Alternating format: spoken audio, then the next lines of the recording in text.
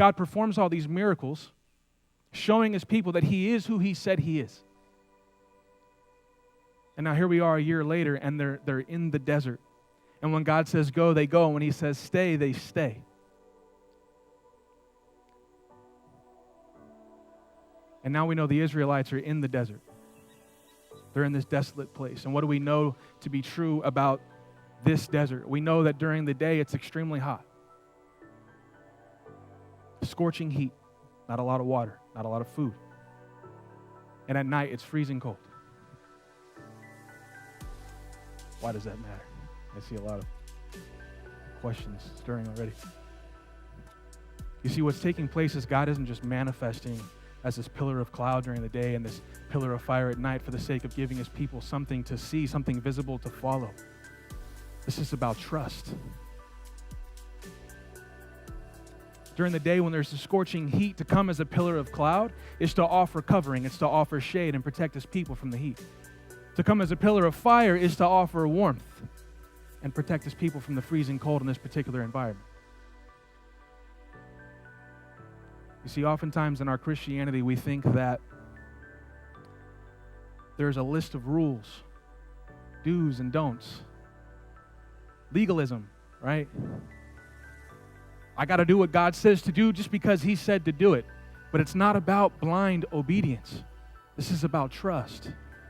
This is about relationship. It sounds cliche, but it's not religiosity. It's relationship. It's God saying, I understand that you live in a fallen world. And the environment at times can get hot and it can get real cold. But I'm telling you to break down camp and follow me because I'm your covering. I'm your only covering. I'm your protection from all of this. And we always have the choice to stay when he moves on to the next camp, or we can follow. In verse 22 of that particular passage, it says that at times God would come for 2 days or a month or a year, right? And they would encamp and they would stay for 2 days, a month, or a year.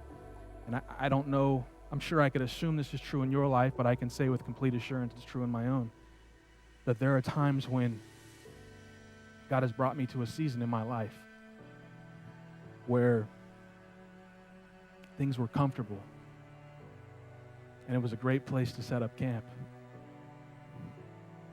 Me and the missus are getting along great. Me and the in-laws are getting along great. I got a great job. I'm getting paid what I feel like I'm worth. I'm not overworked. My boss is a great guy. And I'm thinking, okay, this is comfortable. This is a good place to be. And then God says, son, we're only going to be here a day. And then there's times where I get pulled into another season in life, right, where me and the missus aren't getting along very well, and I get up in the morning cranky and I'm kicking the cat. That's a joke. I don't really kick your cat.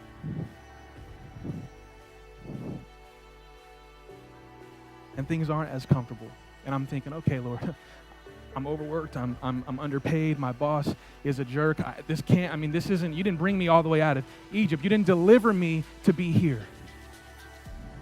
So surely I'm not going to be here for long. And then God says to me, son, we're going to be here a year. We're going to be here a while. And so our first principle, our first characteristic, whatever you want to call it, is trust. If we don't have trust, then the rest of the principles can be thrown away. Because if we don't trust that God's will is for our good and for his glory, if we haven't come to terms with the fact that what he wants for us is what's best, we're going to stray, and we're not going to stay under that covering for long. Proverbs 3 says, trust in the Lord with all your heart and lean not on your own understanding. In all your ways submit to him, and he will make your paths straight.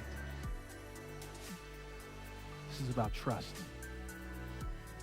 And we trust God because he's proven to be trustworthy.